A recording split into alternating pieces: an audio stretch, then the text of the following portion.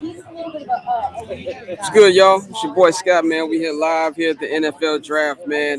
Day two of the NFL Draft. And this is actually the best day that all y'all been looking forward to because the Bears have a couple picks today. So we're gonna really see what way Ryan Poles gets into it, man. I'm really interested to see how that's gonna go. Yesterday was a pretty eventful day. You know what I'm saying, for the NFL Draft, a lot of trades going on and things of that nature. But nothing for the Bears. I think as Bears fans, we're kind of like conditioned to expect to be trades to go up. Especially with things that's been going on in the Ryan Pace era.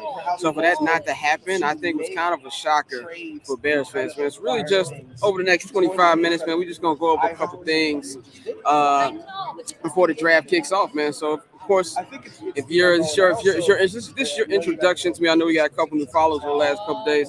I'm your boy Scott, co-host 79th and Halas, co-founder of the Barbers Jet Network. We're here live in Las Vegas in the Caesars Forum, man. So let's see what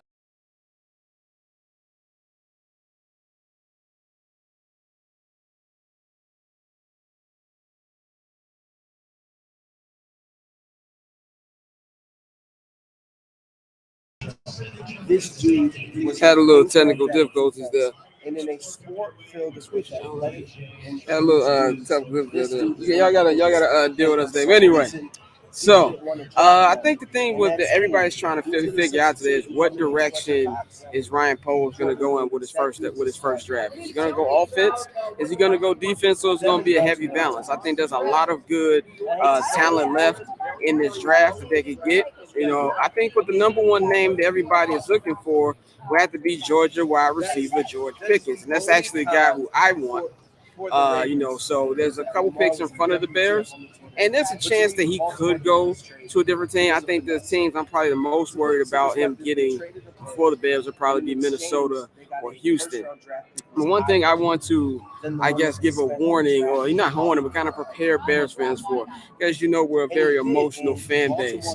And when you want things and it doesn't go your way, there's a lot of talent out here. You don't get George Pickens, it's not the end of the fucking world. So I want everybody to come off that hill and just take a breather, man. We don't know what to expect. This is the first time, a new draft and a new Bears era, man. So I'm really interested to see how that's going to go. Me personally, I would go wide receiver, whether it's Pickens or whether it's somebody else.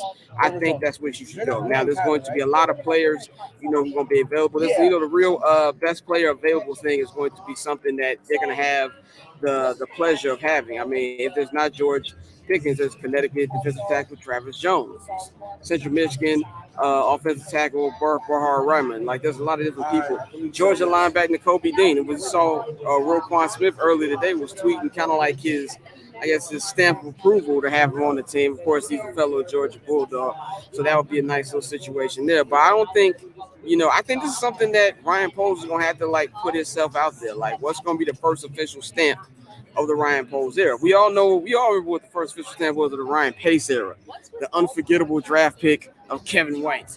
I think Kevin White maybe played 5 games total his entire time with the Bears, man. So he needs to come out here and he needs to make an impact draft pick. That's what I think needs to happen. But I think that Bears really need to understand that I think that you're going to get an impact player right away. And since you've got all these different picks, there's going to be different ways that you can fill in the other holes. Now, there could be an opportunity to trade back. That could be a real good opportunity to trade back and try to get more picks. But I think for the pick they have right now, 39, they need to stay there. I don't think they should trade back for that one, man. So, I think, with him, if you look at, let's just talk about George Pickens for a minute and his potential with the team.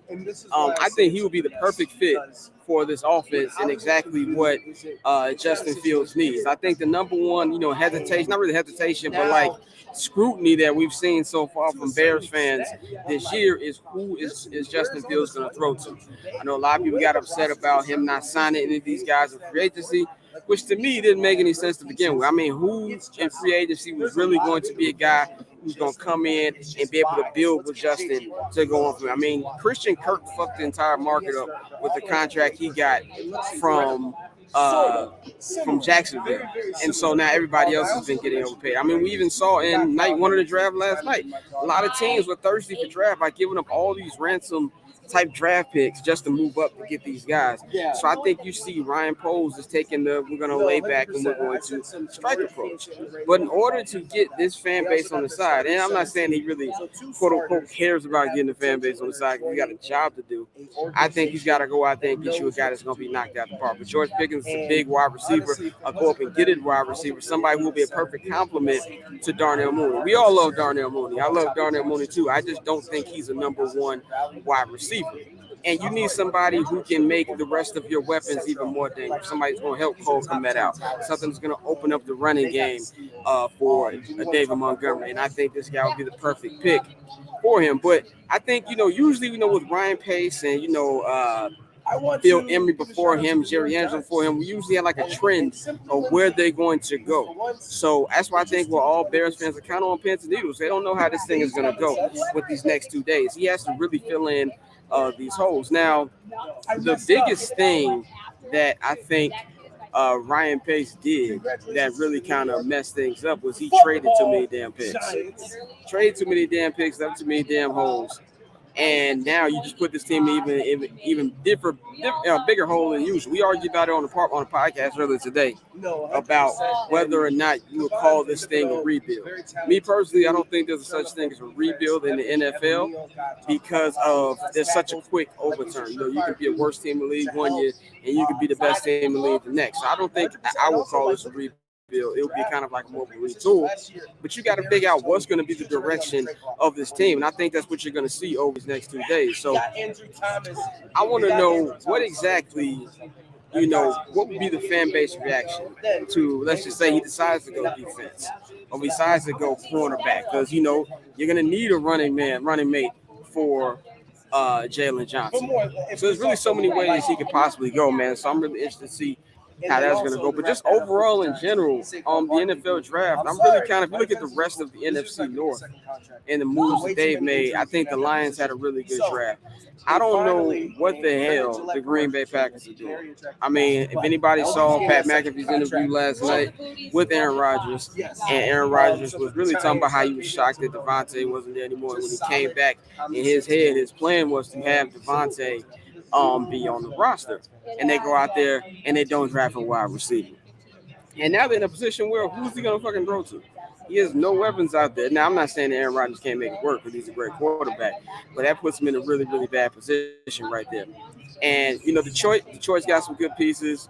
They got Jameson Williams last night with their first pick. They got a nice little core over there, but the whole question remains for them is still who's going to be the quarterback, man. So the Bears have a nice opportunity. I think you need to think long term of what's going to be, building the culture, building a new program here. What direction are you going to try to go over these next couple years? And so this is really, we're going to see the foundation of that tonight, man. So I'm really interested to see what's going to happen, man.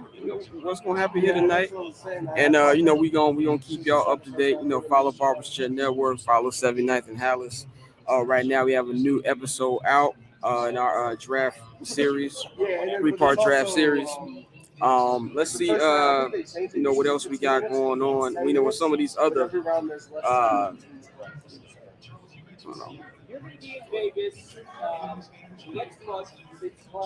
some of these other picks that we got here, potential guys going on here.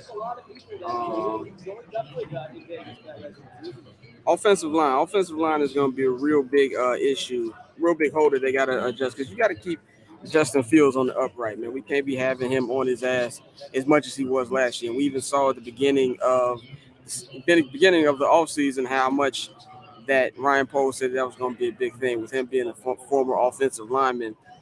What direction are they going to go?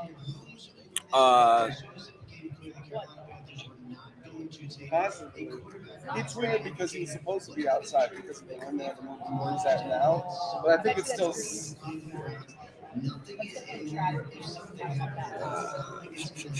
Right. Keep on top of things. Yeah,